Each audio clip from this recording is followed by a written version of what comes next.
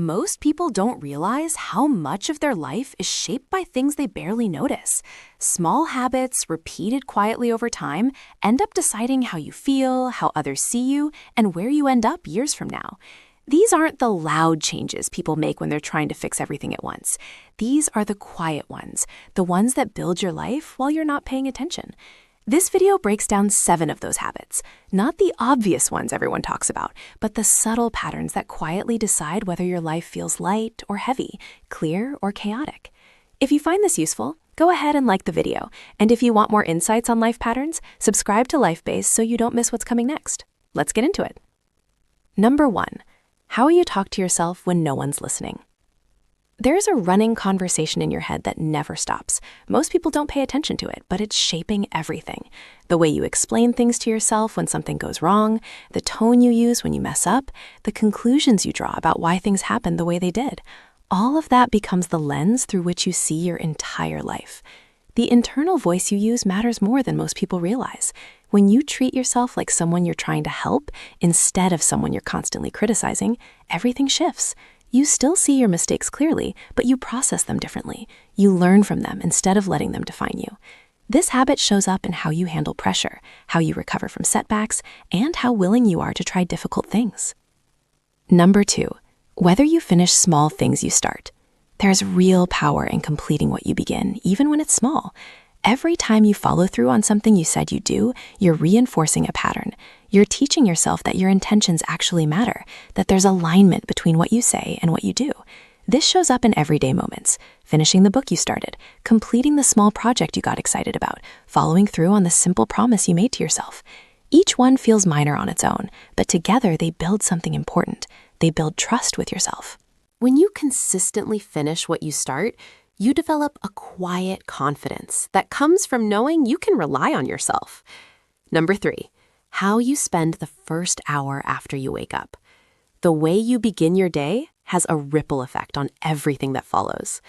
When you wake up and immediately start reacting to messages, notifications, and other people's priorities, you're starting from a place of response instead of intention.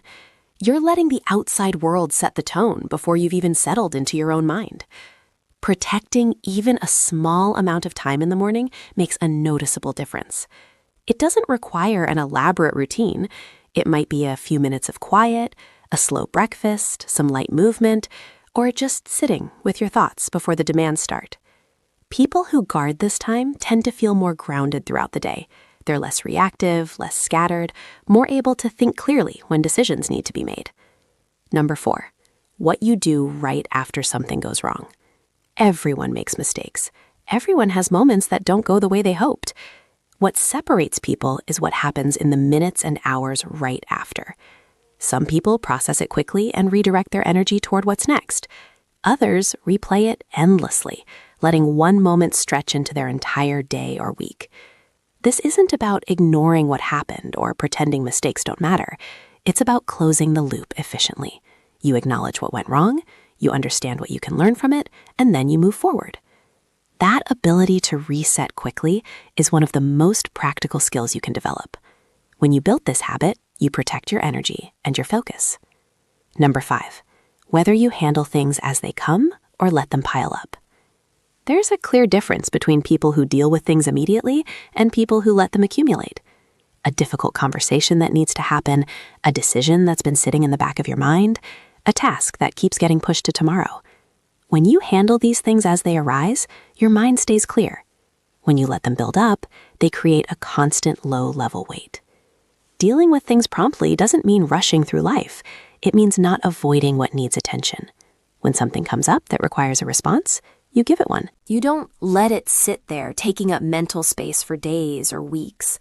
This habit keeps your life manageable and frees up energy for everything else that matters. Number 6, how you use your time when you're alone. What you do when no one's watching reveals your real priorities, not in a judgmental way, but in a practical way.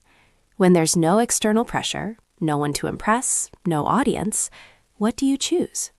That choice shapes how you feel about your own life more than almost anything else. Some people use their alone time to genuinely rest and recharge. They do things that actually satisfy them, that fill them up rather than just pass the time. Others fill that space with things that numb them but don't truly restore them. The habit of using your solitude well changes your baseline state.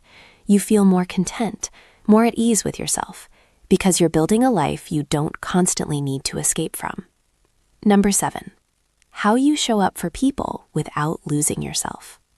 There's a balance between being there for others and protecting your own well-being.